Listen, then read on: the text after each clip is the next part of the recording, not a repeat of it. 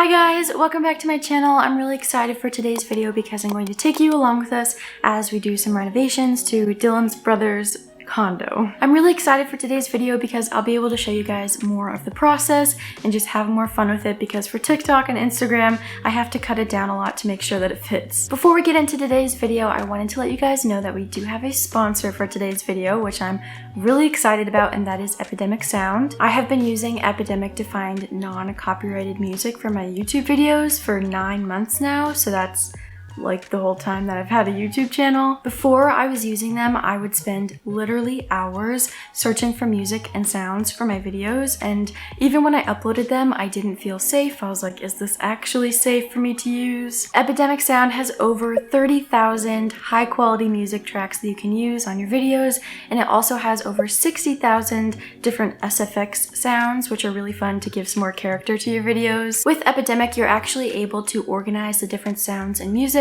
into different folders that you can have your favorites, so that every time that you need a sound, you can just go to those folders and pick the ones that you want. The best part is that there's actually a find similar button, so if you find a song that you really love and you just want to switch it up for all of your videos, you can click on that and it will play a bunch of different options that sound similar to the one that you have but are different, and I use that every time. There is also a stems feature, which I think is really cool, and what it does is you can download the music and separate the different parts of it. So if you wanted to just have the background beat, or if you wanted to take the vocals off, you can do that, and I think that's really insane. Something that's really important to me about Epidemic is that they pay their artists fairly. They also train them well, and they like to do longer contracts to help people get their music careers started. I love to use their music, especially for when I do reveal videos, because for those, the music really takes over, and I want it to be something that is very aesthetic and also has a build to it, but that's really hard to find something perfect that's not copyrighted. Epidemic has different types of licenses that you can get, whether you're doing something commercial or something personal. They have different options, and the best part is that you can get a free trial and then you can cancel your subscription at any time.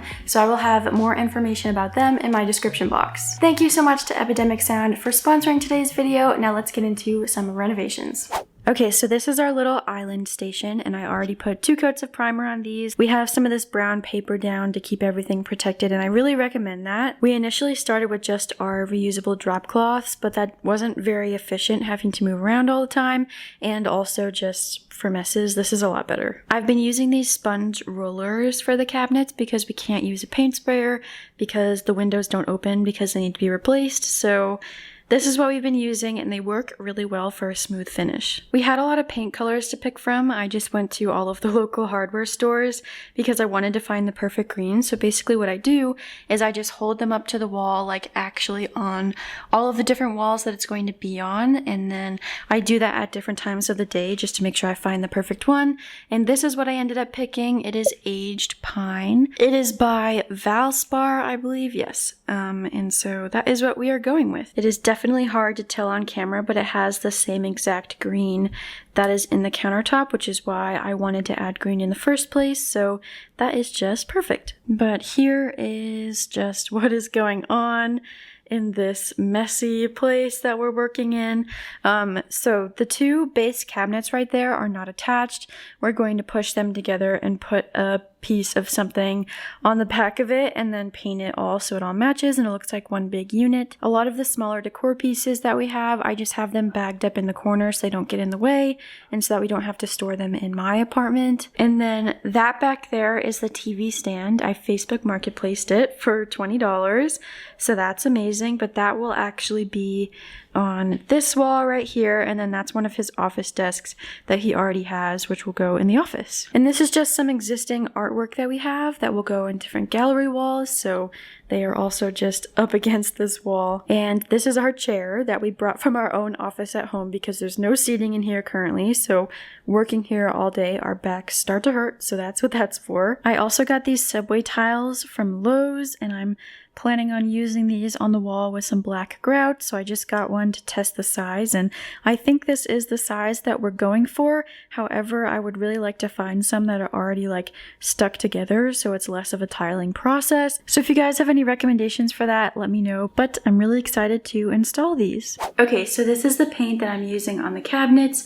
It is from Valspar, and I would typically get a full gallon, but they were out of stock.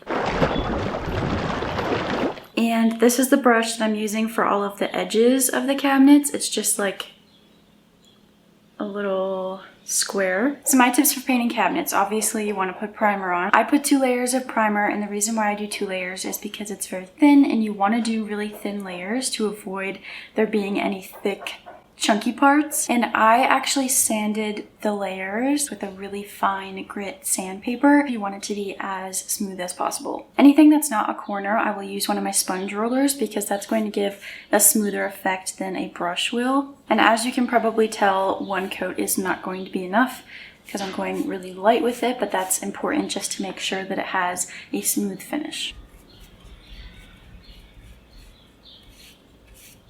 I actually find this like really calming. Like, I hate painting walls. I think it's a huge undertaking, but when you have something small like this and you're just doing all of the detail painting, it's just really therapeutic. While I'm sitting here, I do want to address the elephant in the room currently, which is the wood prices, which are out of control. I've gotten a lot of questions asking how we're going to deal with that, especially because we are using so much wood for this project like we always do. I actually have been searching a lot on Facebook Marketplace to see if anyone is posting any wooden tables or stuff like that that I could then take and upcycle to use what we need it for, just to save some money. But yeah, it definitely is an issue. But if there's one thing that I can promise you guys, it's that I will find the cheapest way because I have a budget that I have to stick to. So it might take a lot of work, but we will get there. As I do when I start any renovation project, I have been on Facebook Marketplace a lot more than usual.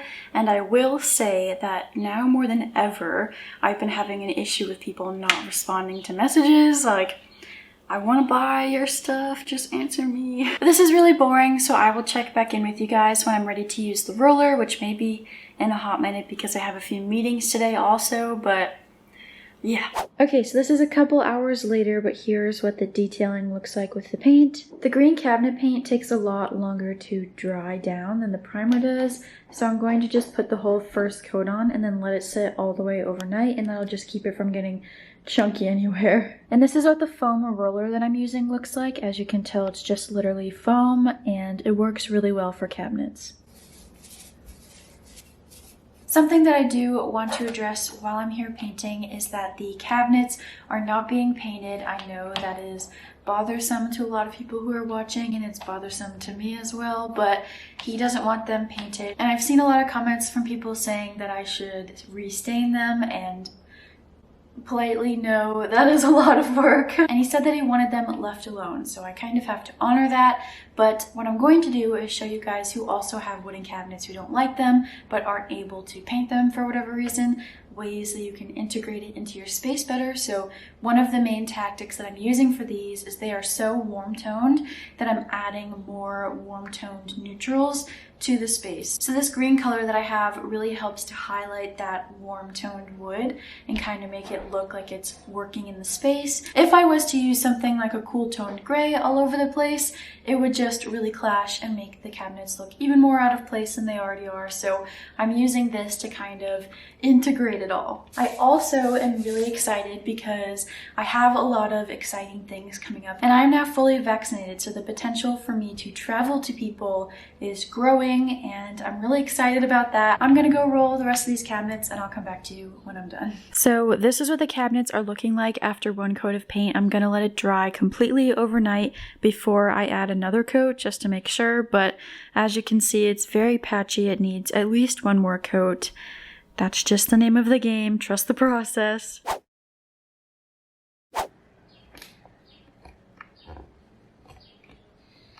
Alright, so we are going to paint the bedroom wall, the accent color. What we're going to do is take the color that we're using for the wall and paint it along the edge of the tape. so that it fills any of the little micro holes and make it a perfectly straight line. We have the wall paint in this big 5-gallon bucket, and honestly it's really annoying to stir, so I kind of just do this.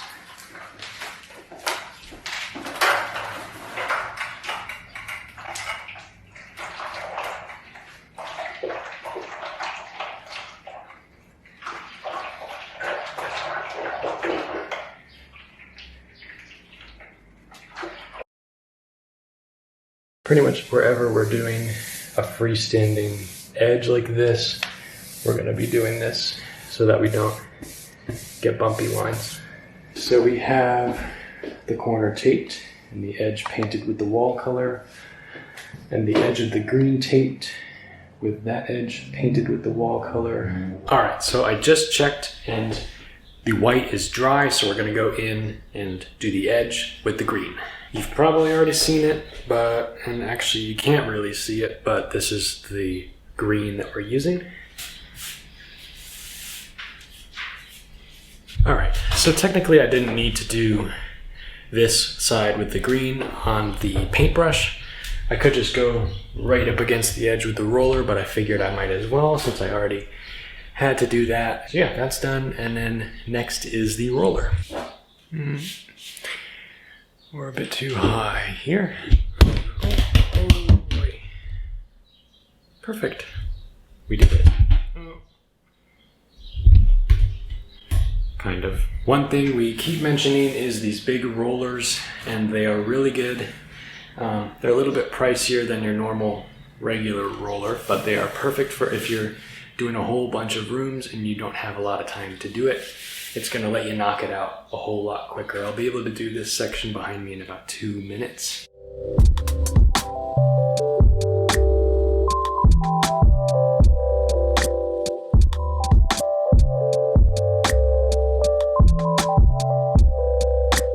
Okay, cool. First coat is done. Obviously it needs another one to get everything evenly covered, but as you saw, it was super quick with that big roller. Alright, this is the new faucet that I got. I got it to replace the one that's already there. I'll insert a clip of what it looks like. But basically, it's just a lot more structured and industrial, and it also does, like, it comes out and stuff like that. And everything about it with, like, this is just a lot higher quality. I got this off of Amazon. I really wanted to use a faucet that looks like this, but it was too tall for the area that we have. The cabinets are just not high enough, so I had to go with something more like this. I'm not sure when I will install this, but I just wanted to show you guys because it's so pretty. I also ordered some new hardware that I can put in all of the different rooms in the condo so it all matches. And this is the hardware that I got for the single holes. There you go, that is what it looks like. This is what the old hardware looked like. Just these little things. It's just really dated and it doesn't match the industrial style that we're going for. It's a lot more federal. So this is what we are doing now, just the linear look. And for the double hardware that screws in at 2 points, this is what was there existing. It's just these little cup ones. And this is just, again, not the right style. It is not industrial or mid-century modern. It's a lot more feminine.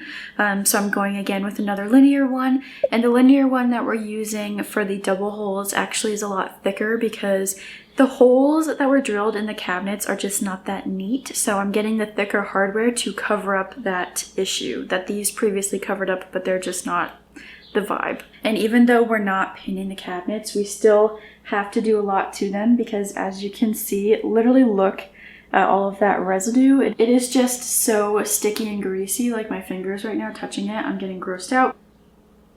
So I'm gonna go ahead and clean those and also put in some of the hardware. The big hardware hasn't come in yet, so I'm just gonna put in the smaller one, and yeah.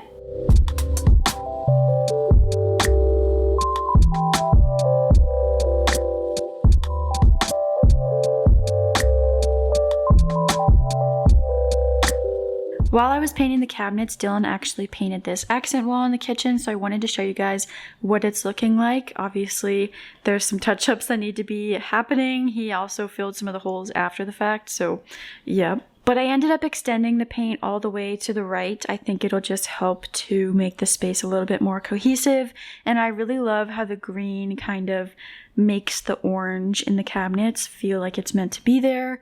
So that's really nice. And this is a really random tip. I typically like to get my home decor from thrifting, but I wanted to show you guys that mirrors are actually really cheap at Marshall's. I always get my mirrors there, whether it's a round mirror or an oval mirror like this. If you were to look it up online, it would be at least $80, but I got this one from Marshall's for $30, so definitely check it out. I hope you guys enjoyed today's video. If you did, make sure to give it a thumbs up so I know if you like this kind of content, and also comment down below what your favorite part of the renovation is so far. There's not that much, but just let me know. If you haven't yet, make sure to follow me on all of my other social medias. I have been posting there basically daily, and thank you to Epidemic Sound for sponsoring today's video. Once again, I will see you all next Sunday for some more design content.